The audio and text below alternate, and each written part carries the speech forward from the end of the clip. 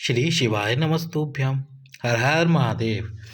इन 4 पत्तों पर पार्थिव शिवलिंग का निर्माण किया जाता है और चारों पत्तों पर शिवलिंग का निर्माण करने का समय अलग अलग है। सबसे पहले होता है केल का पत्ता।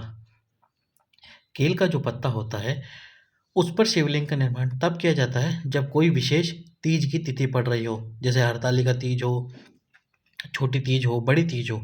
उस दिन केल के पत्ते पर भगवान शंकर के पार्थिव शिवलिंग का निर्माण किया जाता है और निर्माण करने के बाद उसका पूजन अर्चना करके सूर्यास्त से पहले विसर्जन कर दिया जाता है।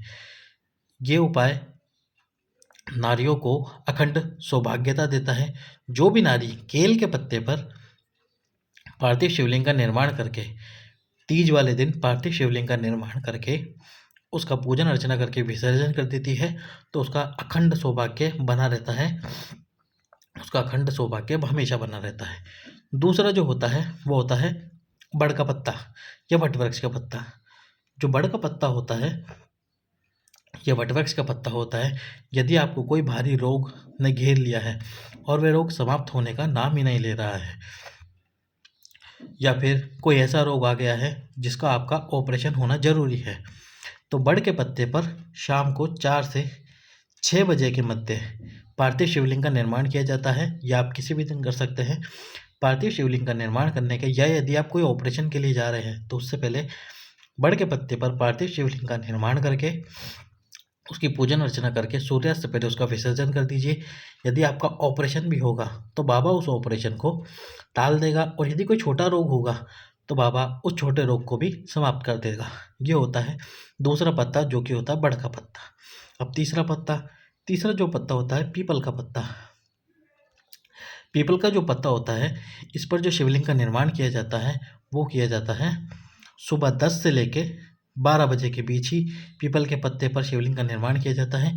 इस पर जो शिवलिंग का निर्माण करके विसर्जन किया जाता है उसमें यदि आपका बच्चा मांसाहार में डूब रहा है, कोई गलत रास्ते पर जा रहा है, किसी दूसरे रास्ते पर जा रहा है और आप चाहते हैं कि वह सही रास्ते पर चले, तो उसके लिए पीपल के पत्ते पर पार्थिव शिवलिंग का निर्माण करके उसकी पूजन अर्चना करके विसर्जन किया जाता है। तो जो आपका बच्चा गलत रास्ते पर जा रहा होता है वह सही रास्ते पर चलना प्रारंभ कर देता है। और ये उपाय करा जाता है सुबह 10 बजे से लेके 12 बजे के बीच में। अब जो आखिरी होता है पत्ता बेलपत्र का पत्ता। तो बेलपत्र का जो पत्ता होता है मध्य पत्ता, उसके ऊपर शिवलिंग का निर्माण किया जाता है।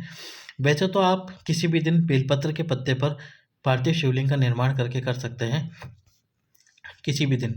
लेकिन यदि आप किसी भी दिन बेलपत्र के पत्ते पर पार्थिव शिवलिंग का निर्माण करते हैं तो उस शिवलिंग का आपको सूर्यास्त से पहले विसर्जन करना होता है।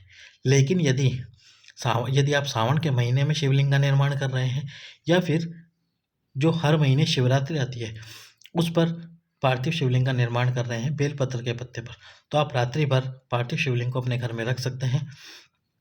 ये जो उपाय किया जाता है ये घर में किसी की अकाल मौत टालने के लिए किया जाता है। साथ ही साथ में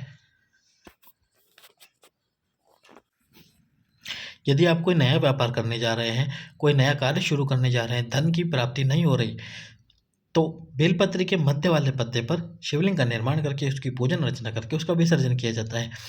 ये जो उपाय है वो 2 कामों के लिए आता है। यदि किसी के अकाल मौत टालनी हो आपको तो पार्थिव शिवलिंग का निर्माण कीजिए, और यदि आपका व्यापार नहीं चल रहा हो तो बेलपत्री के मध्य वाले पत्ते पर शिवलिंग का निर्माण करके उसकी पूजन अर्चना करके विसर्जन कर दीजिए। सभी भक्तों को श्री शिवाय नमः।